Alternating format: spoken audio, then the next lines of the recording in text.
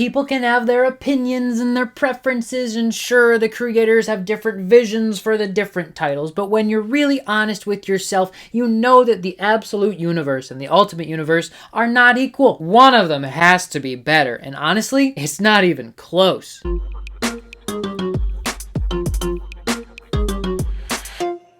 Howdy, I'm Kurt Williams, and today we're talking about the Ultimate Marvel Universe and the Absolute DC Universe. If you talk to comic shop owners, which I do very often, probably more than the average person, then you know that the comic shop owners report that sales have gone up. People are buying comics again. Hooray! And certainly a part of the reason for that is because of giant series launches such as Absolute Batman and Ultimate Spider-Man. Both of the universes have been crushing it in sales, though for the last year, Absolute Batman has been blowing Ultimate Spider-Man out of the water. But does that mean that Absolute Batman is better than Ultimate Spider-Man? And does it mean that the Absolute Universe is better than the Ultimate Universe? Well, heck, I don't know. Let's talk about it. Ultimate Spider-Man issue 1 came out almost 2 years ago, and I reviewed it then, and I gave it kind of an okay review. I think I said 7 out of 10. Is it as revolutionary as the Ultimate Spider-Man from 2000? No. Is it meant to be as revolutionary as the Ultimate Spider-Man issue 1 from 2000? Also no. In 2000, when Marvel started the Ultimate Universe, it was supposed to be a jumping on point for a whole new generation of fans.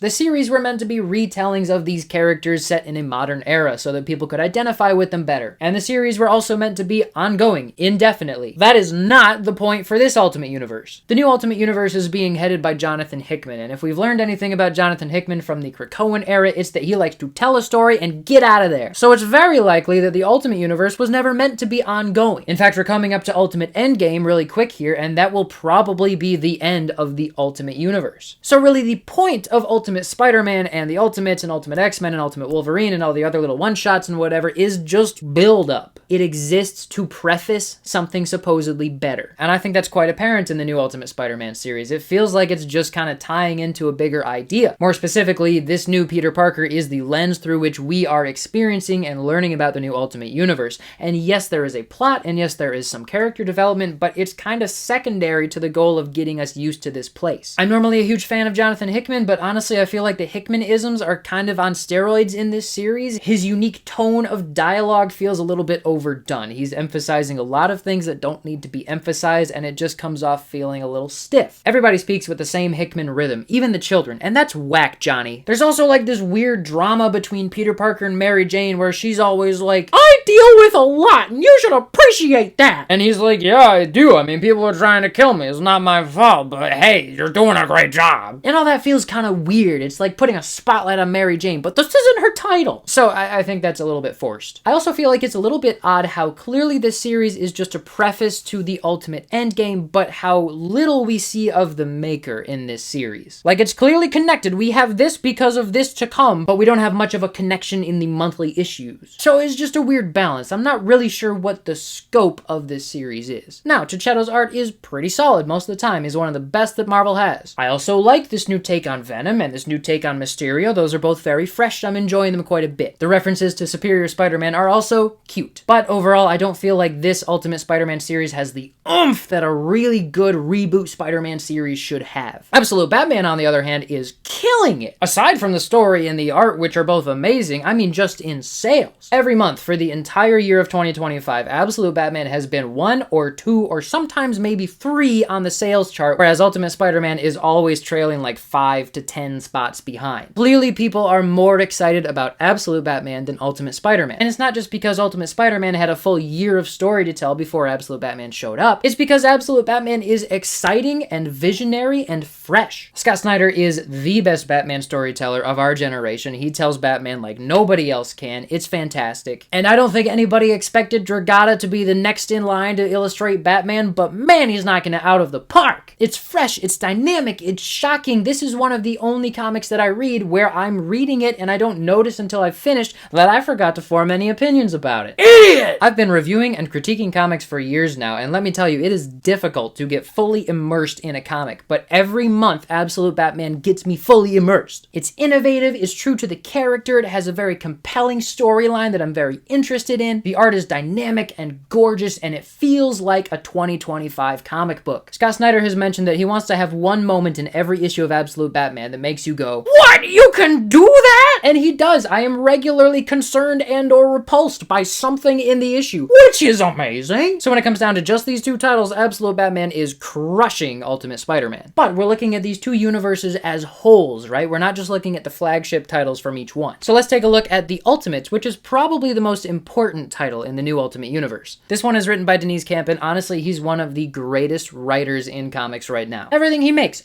I love it. Even the Ultimates, which kind of feels unimportant and not all that fresh compared to most other comics I read, still manages to have fresh narratives. It has fresh takes on characters that keep me more engaged than most other Marvel books. It is not at all surprising to me that the only title in the new Ultimate line that has any kind of artistic innovation is the Ultimates, because Denys Camp likes to try new things. As far as literary merit goes, this is the one you want to read in the Ultimate Universe. The art style is fine. I think it's okay. It gets the job done, but it's not breathtaking. It doesn't feel super fresh. It's solid, don't get me wrong, but it's not like it's my favorite new artist. Next, I'm gonna look at Absolute Superman, and I know when this came out, I gave it a really bad review, and then I just didn't read the issues for the next, year. But then when I went back to read all of them, I found out that it's actually pretty good. The art really grew on me. It is fresh. It's not as innovative as some of the other Absolute titles, but it is solid. It's striking and expressive, and it definitely gets the job done. There are not many moments where I have to sit back and say, wow, that's an amazing panel. But there are a few of those moments throughout the series. A strength of this book that was not really apparent by just the first issue is that Jason Aaron is really leaning into his, wise old wizard era that he's going through. Everything in here has so much emotional depth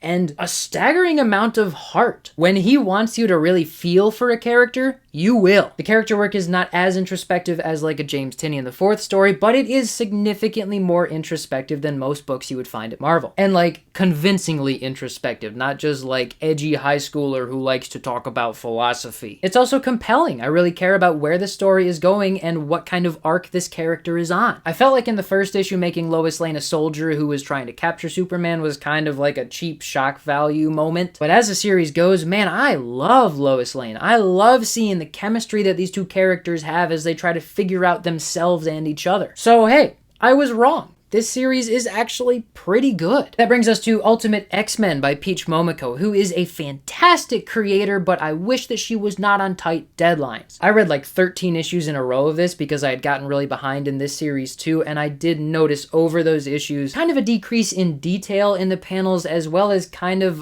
less push to make these moments feel huge. Peach Momoko is an amazing illustrator, but I feel like the last 8 issues were just kind of cartoon work, not really comic work. And when it comes to the plot, I will admit that I am pretty confused. There's just the tiniest connection to the rest of the Ultimate Universe, because we know we have Sunfire, the mutant who is chosen to be a representative of the Maker, and Viper works for Sunfire, and then there's this goon who runs basically the X-Men school for mutants that works for Viper. And then I think maybe one of those mutants is being held and experimented on, and he's the Shadow King. Listen, it's translated into English, but I still feel like there's a language barrier that I have to navigate when I read these issues. I don't know what the end goal is. I don't know what these characters really want. I don't know why the main character has not been armored up for the last 10 issues. There's jumps in the narrative where suddenly people are deciding to do one thing and I don't know why, and it didn't show them considering their options, so I don't know what they could have done instead. And even with those jumps, somehow it feels like it's going slowly. Somehow I feel like nothing is happening, but I'm also lost because so many things have happened. Overall, I feel like it's kind of a waste of the talent of Peach Momoko to be on such a specific, tight deadline like this. I don't believe that this is her best work, and I am not emotionally invested in the series. Moving on to a series that I am incredibly emotionally invested in, it's Absolute Wonder Woman, which is a series that blew me away from the second I read the first issue. This artistic team of Kelly Thompson and Hayden Sherman is fantastic. They were born to work together. I love this new version of Wonder Woman, and I love the way that she is visually portrayed. I think a great word to describe this Wonder Woman is mighty, which, you think of the mighty Avengers and it just kind of means that they're strong, that they're powerful, right? But I think this Wonder Woman more perfectly encapsulates the idea of mighty, where she is just holding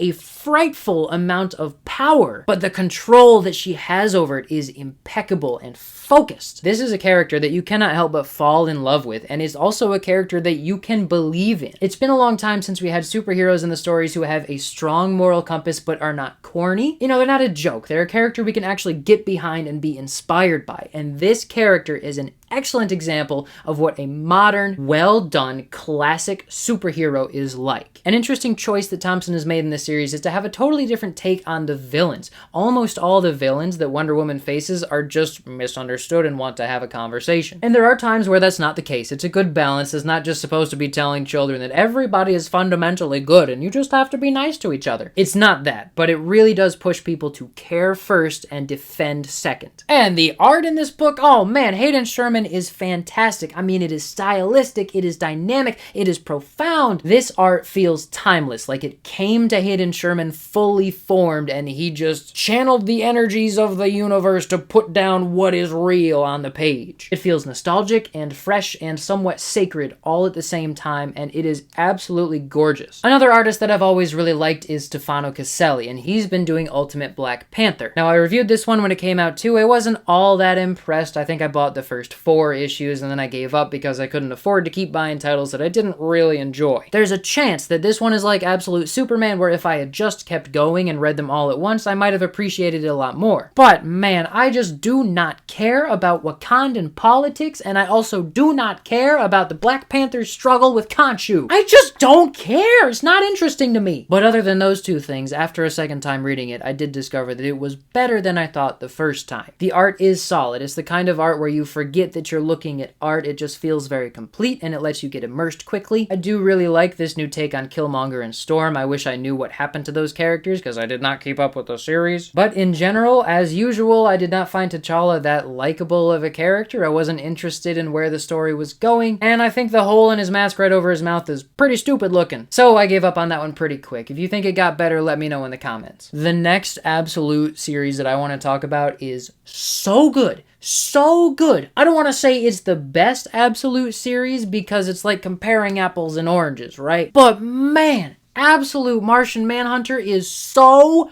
good. This is the kind of comic that I will compare other comics to. When I think about comics that are a perfect marriage between the writer and the artist, this is one of the ones that's going to come to mind first. The vision is being executed so well. This is probably the only title out of all of the Absolute titles and all of the Ultimate titles that actually leaves a mark on me as a person. It makes me sit back with a new perspective on life. This series is a reminder of the vibrancy and the beauty of life. It's a reminder that everybody around us is leading these complex and meaningful lives. It stretches my idea of what a comic can do without feeling like one of those kind of weird, unsettling underground comics with an X. You know, it's weirder than the average superhero comic, but it is not so weird that it's distasteful. Camp's writing, amazing. Rodriguez's art, amazing. I love this book. It is an absolute crime that they capped it at 6 issues because it's one of the gems of the Absolute universe. Read this book. And then the Ultimate series that's been getting a ton of attention, the sales are incredibly high, is Ultimate Wolverine. I gave this one also a kind of meh grade when it came out, and I went back and read the first 4 issues, and I will admit that after you read multiple issues, it is a little bit better than I said it was. I do still think that the series is completely depending on people being interested in Wolverine being called the Winter Soldier and kind of the shock value behind that. And Cappuccio's art is better than average, but still not blowing me away. There are some very dramatic, powerful moments, but those moments, I think,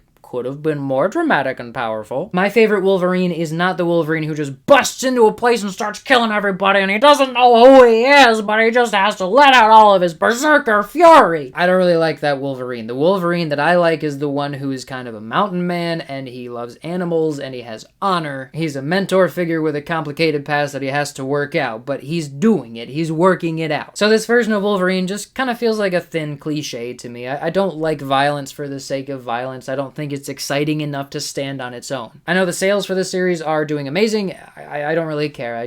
I'm not into it. Then we've got Absolute Flash, which I also did a review on, and yeah, I was pretty harsh on this one too, and after reading it again, I feel the same way about this one. I like the coloring work here, but the art really bothers me. I think this art is very obviously drawn on a screen, and Kurt Williams does not like that. When I went back to reread it earlier today, I said, that art looks like it was drawn on an iPad while someone was on a plane. I don't see evidence of a lot of love for the craft being poured into this work of art, and maybe I'm ignorant, maybe I'm too harsh, but that is my opinion. I do think it's interesting that Flash is having a hard time controlling his time travel and that there's two alternate universes that could happen. I think that's an interesting premise. And having his super speed as kind of an extended metaphor for anxiety is also interesting, like I said in my video about it when it first came out. Unfortunately, it wasn't interesting enough to keep me collecting past issue 2, so if it got a lot better, then great, let me know.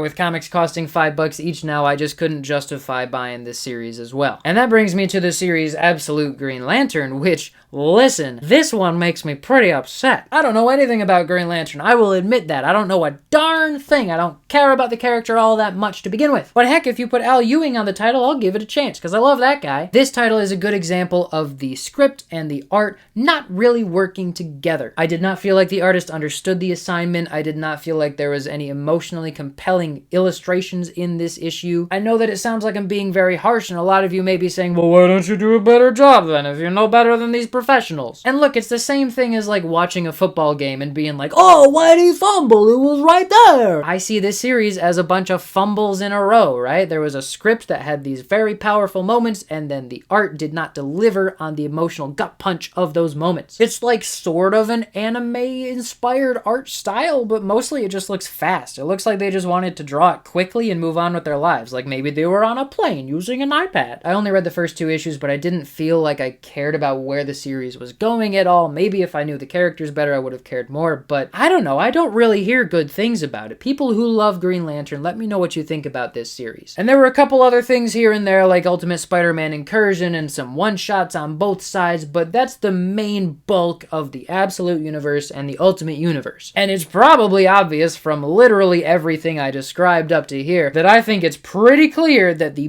better franchise is the Absolute Universe. The characters are more interesting, the stories are more interesting, the art is more dynamic and innovative and interesting. The Ultimate Universe feels temporary, like it's only leading up to a big thing and then it's gonna disappear and never matter anymore, whereas the Absolute Universe feels like we're gonna keep going and going while it's still amazing. I don't think it's even close. I think title for title, Absolute wins just about every time. Now, I'm not saying that the Ultimate Universe is bad and you should not read it. These comics are making massive sales figures for a reason. People love them. There's quality in all of the titles. So I would highly encourage you to go to your local comic shop and buy your own copies of all these series. Get the trade paperbacks. They're everywhere. And form your own opinions on which titles are the best from each of the universes and which universe you think is better. I'm gonna keep collecting most of them, especially the Absolute titles, and I hope you do too. Make sure you like and follow and hit the subscribe button. I have already started my next tour of my next state, but I'm not gonna tell you what it is. Just keep watching and keep reading comic books and keep supporting your local comic shop. Until next time, I'm Kurt Williams and you are definitely somebody else.